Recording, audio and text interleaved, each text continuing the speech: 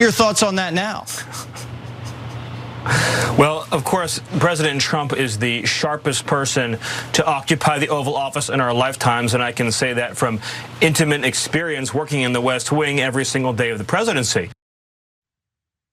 Tell me more about that intimate experience. Actually, no, definitely do not tell me anything about that. That is Stephen Miller, who could very well, if Donald Trump becomes president, hold a position of incredible power in the administration. He could be the AG, God only knows. And he is lying to you there, or not really you, why would you be watching it? He's lying to conservatives. Stephen Miller has spent a ton of time with Donald Trump. He knows that Donald Trump is not the sharpest, whether because of brain rot or just a lifelong commitment to utter incuriosity about the world. He is not a sharp man. I shouldn't have to remind everyone of that, but here is just a sampling of some of the recent examples. These are not muscle guys here, they're muscle guys up here, right? And they calmly walk to a seat. Ding, ding, ding, ding, ding, ding. They've only got 17 seconds to figure this whole thing out, right? Boom. Okay. Missile launch. Ping, boom. We have become a drug-infested, crime-ridden nation, which is incapable of solving even the smallest problem. The simplest of problems we can no longer solve. We can't do anything. We are an institute and a powerful death penalty. We will put this on. We have to bring in the death penalty if we want to stop the infestation of drugs. But it's certainly not great for your climb, they call it climate.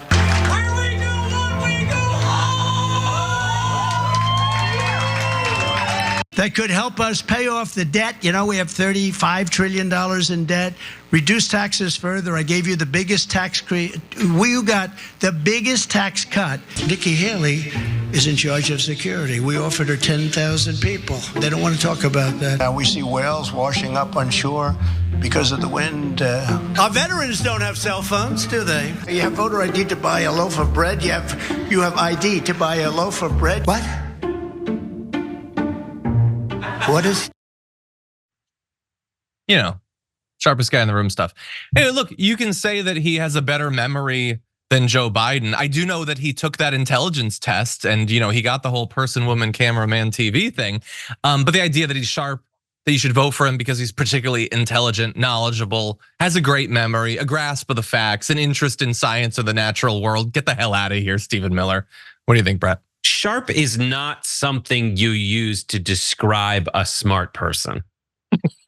Sharp is what you say when someone in the room made a joke you didn't in 1,000 years expect they were capable of making. Sharp is when someone is losing it, a word you say to communicate that they haven't completely lost it. All right. And so that mashup is funny. And I think it's very well executed. I will say that it doesn't communicate whether Donald Trump is smart or not, because the word smart can be a bunch of different things. Book smart, street smart. Trump is very sharp on the debate stage.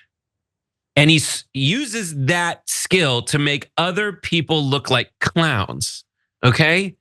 The job of president is not that.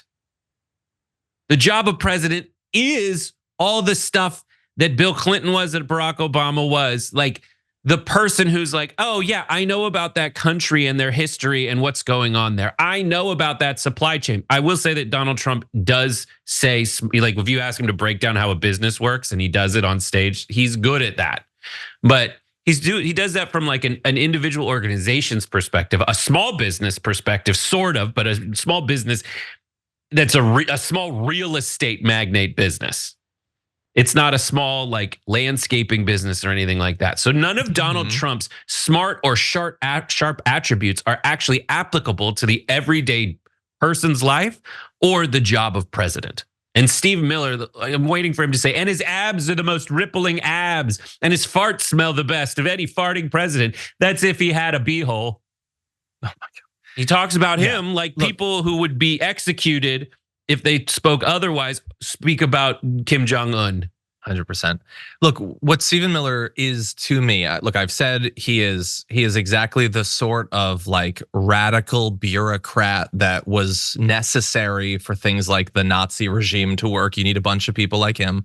That is definitely true. But also, he's one of those people, and there's so many in the Trump circle that absolutely have no respect for Donald Trump.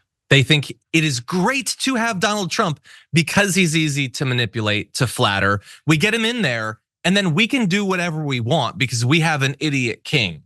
That is 100% what Stephen Miller, as well as a number of other people, think about him. You look like you want to make a super fast last point. Yes, Stephen Miller's new law firm, which he's using to like be the opposite of the ACLU, which is basically what he said, ran an ad that just says, "Why is it okay to be racist against white people?"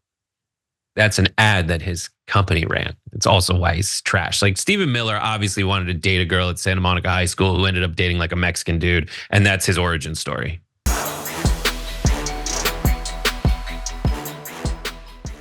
Check out the Damage Report podcast each day, wherever you get your podcasts, whether Pocket Casts or Stitcher or iTunes.